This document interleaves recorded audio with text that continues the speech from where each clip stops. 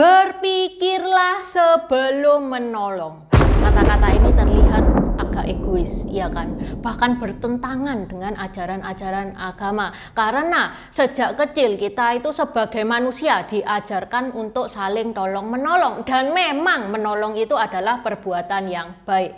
Kalau tiba-tiba di depan ada nenek tua renta terjatuh, Intan yakin sebagian besar dari kalian akan refleks menolong nenek itu. Tapi gimana kalau setelah menolong si nenek, kalian malah dituduh mencelakain si nenek, diminta ganti rugi alias Anda diperas. Oh Cek Intan, anggap aja itu orangnya lagi apes, ketemu orang yang nggak tahu diri. Ini salah paham mungkin. Loh jangan salah, di China modus ini sedang marak. Namanya adalah pengce, yaitu penipu yang sengaja berpura-pura jadi korban demi ngedapetin duit dari orang-orang yang berniat baik untuk nolong dia.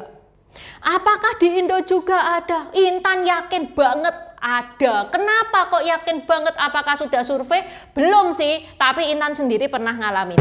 Nanti tak ceritakan ya di video ini. Dan apakah itu pengce? Tak jahau, wajah Intan, Fanning Leto atau Vintau Dynasty. Kaos yang Intan pakai ini gambarnya Konfusius. Lah kok 8 kali 3 sama dengan 23? Kalau pengen tahu ceritanya, ini ceritanya bagus banget. Ini ya linknya. Kalau teman-teman suka sama kaos yang Intan pakai, open PO sampai tanggal 12 Juli. Bisa diklik admin Shopee yang linknya ada di deskripsi. Selain gambar Konfusius, ada juga gambar tokoh-tokoh Tiongkok lainnya. Juga ada custom marga. Untuk custom marga itu ada banyak efeknya, dari glow in the dark, kalau malam nyala, ada efek rainbow, kalau kena cahaya itu keluar hologramnya, ada efek emas, tuh emasnya kinclong. Kalau teman-teman nggak suka aneh-aneh, tanpa efek pun juga ada. Okay, let's start. 路千万条，安全第一条。大家好，我是肥柴。今天我们来盘点几位碰瓷高手在遇到狠人时的翻车名场面。 Pengce terdiri dari dua kata. Peng yang berarti menabrakkan, ce yang berarti porselen. Ya kalau secara harafiah kasarannya itu artinya menabrakkan porselen. Ya kok bisa nyambung sama penipuan ini, gimana ceritanya? Ceritanya dimulai sejak akhir dari dinasti Qing. Itu adalah zaman di mana porselen itu adalah barang yang prestisius di China. Apalagi kalau porselen antik. Wah, itu harganya itu selangit. Dan cuman orang kaya yang bisa punya porselen-porselen antik. Kalau sekarang orang kaya itu pada jor-joran supercar, dulu di akhir dinasti Qing jor-jorannya itu porselen. Tapi ya porselen itu ada yang palsu, ada yang murah juga, meskipun ya nggak sampai murah-murah amat gitu, nggak ya. Tapi ya ada yang murah dan affordable itu ada. Karena dulu di akhir dinasti Qing, art itu dijunjung tinggi ya, nggak kayak sekarang. Jadi tergantung siapa yang ngelukis porselen itu. Nah, masalahnya pada saat itu penipu itu memanfaatkan sikon ini. Jadi si penipu itu ngebawa porselen palsu. Begitu ada kereta kuda, biasanya yang punya kereta kuda kan pasti yang naik itu orang kaya tuh ya. Penipu itu menjatuhkan dirinya sampai porselen itu jatuh. Terus dia itu nodoh bahwa itu kena kudanya. Kemudian si penipu itu nuntut ganti rugi dan dia bilang kalau porselen yang dia bawa adalah porselen yang antik. Reaksi normalnya orang-orang pada saat itu ya mereka males ribut ya, bagi dia alah udah ganti-ganti aja, diminta ya udahlah, case close gitu kan ya. Nah, itulah yang dimanfaatkan si penipu itu. Makanya dinamakan pengce. Intan jadi ingat-ingat kasus yang baru saja ya viral di Surabaya. Ini kasus parkir di Rumah Sakit Siloam Surabaya, di mana ada petugas parkir yang narik parkir itu 10.000. Padahal normalnya parkir itu 5.000, ditarik 2 kali lipat dengan alasan dia mau ganti shift. Ya nggak masuk akal juga alasannya. Lah, kalau misalkan kena kasus kayak gini, masa sih duit 10.000 mau dilaporkan ke polisi? Ya gimana ya udah dibayar aja daripada buang-buang waktu.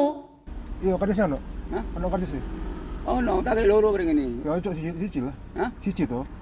Lah iya, mari ngene ka disip sensori jalur nang aku 5.000. Percuma aku nari parkir. Engko jalur sensori ae. Kartu sih. Ya wis. Mari ngene aku mulai boleh. Yo tari parkiron. 10.000 cak silawam cak gendeng ah. Intinya, Bengce itu modus penipuan, yang mana si penipu itu acting pura-pura jadi korban. Masalahnya kalau dulu yang jadi modalnya itu porselen, sekarang modalnya itu badan sendiri, yang berubah cuman propertinya tapi dramanya tetap sama. Dan semakin hari, Bengce itu semakin berkembang, semakin kreatif, modusnya semakin banyak. Dan yang paling sering kejadian, ya kayak gini nih, pura-pura jatuh, terus nge-framing pengendara mobil dan minta ganti rugi. Karena maraknya Bengce ini, sampai penjualan dashcam di China itu melonjak tajam. Saking seringnya kejadian seperti ini, pemerintah China itu sampai turun tangan. Pada 22 September tahun 2020, Mahkamah Agung China, Kejaksaan Agung dan Kementerian Keamanan Publik bersama-sama menerbitkan pedoman penanganan kasus kejahatan Bengce sesuai hukum, yang secara resmi menjelaskan bahwa definisi hukum serta langkah-langkah penindakannya. Artinya, pemerintah China itu sampai merasa, wah udah ini sudah kelewatan ini kasusnya Bengce ini. Sampai Mahkamah Agung pun turun tangan bikin pedoman khusus. Menurut hukum di sana, Bengce itu bukan sekedar drama cari perhatian. Pelaku bisa dihukum dengan hukuman berlapis. Pelaku bisa dijerat dengan pasal penipuan, pemerasan, bahkan kalau sampai menggunakan kekerasan atau berkembang menjadi kejahatan lain, hukumannya bisa jauh lebih berat. Dan ini bukan sekedar teori ya, karena ada loh yang menjadikan Bengce sebagai profesinya. Nih, ada orang di Suzhou.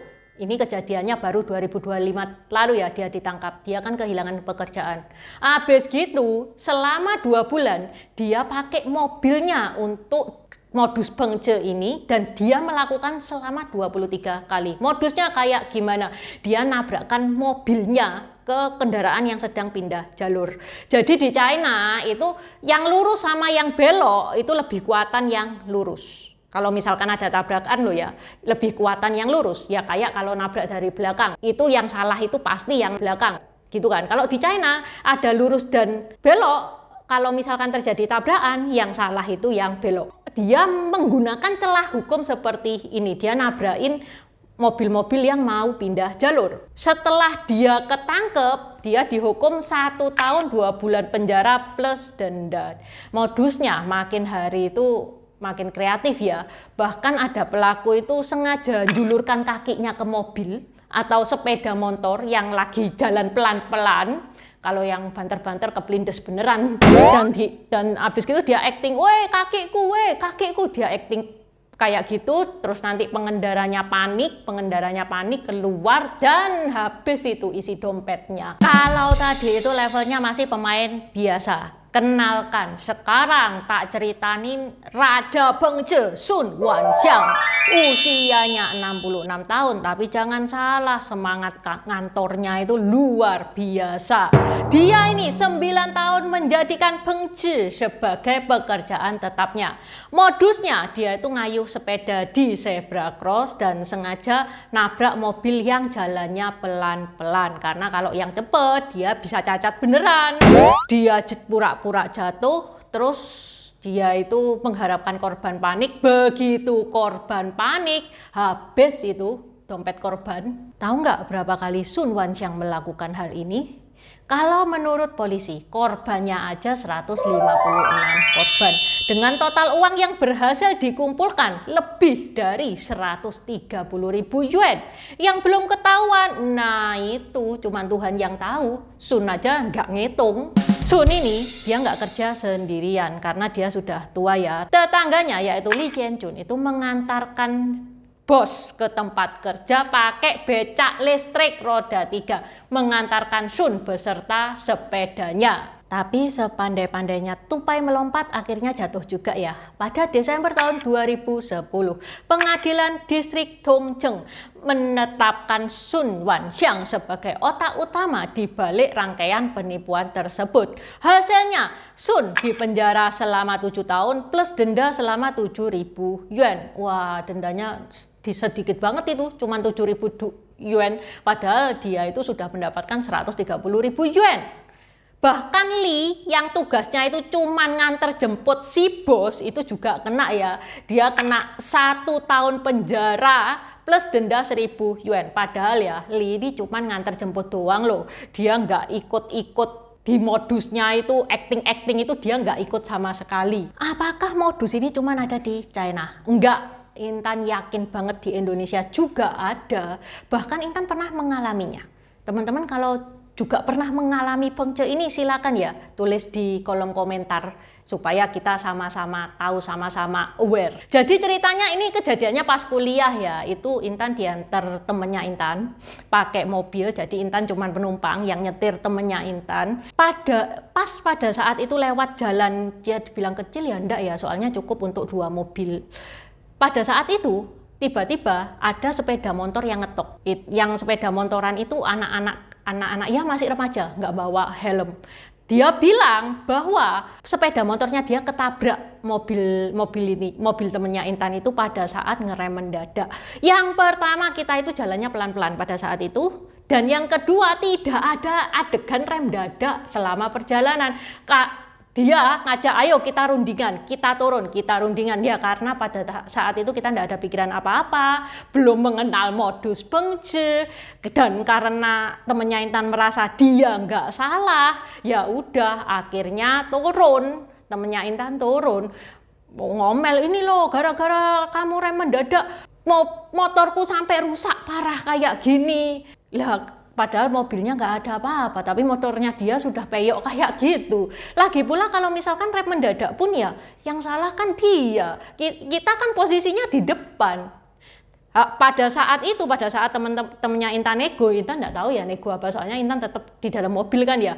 Itu dikerumunin sama ya sesama orang-orang itu, sampai akhirnya entah temennya Intan itu takut atau gimana. Ya udahlah, wes. Berapa? Habis di dalam dompet uangnya temennya Intan tuh cuman bawa 200.000. Pada saat itu ya udah habis dikasihkan semua. Ya udahlah, untung aja ya yang dia ambil itu cuman duit cash doang, nggak ngambil KTP, SIM segala macam. Ini jadi pelajaran juga ya untuk teman-teman juga, supaya kalau misalkan ya teman-teman jadi korban pengce dan teman-teman sadar akan hal itu, jangan turun dari mobil. Kita ajak dia untuk nego, berunding di kantor polisi. Intan yakin 100%, bahkan 1000% mereka nggak akan mau. Intan juga menyarankan ya teman-teman yang punya mobil untuk beli dashcam, karena memang dashcam itu penting. Intan ini bukan jualan dashcam ya, Intan jualannya kaos. Intan ngomong gini karena memang Intan merasa dashcam itu penting. Ya, untuk menghindari kejadian-kejadian kayak gini. Oke, sampai di sini dulu bahasan Intan hari ini. Terima kasih udah nonton channel ini sampai habis. Dukung aku terus berkarya dengan klik subscribe dan bunyikan lonceng di bawah ya guys.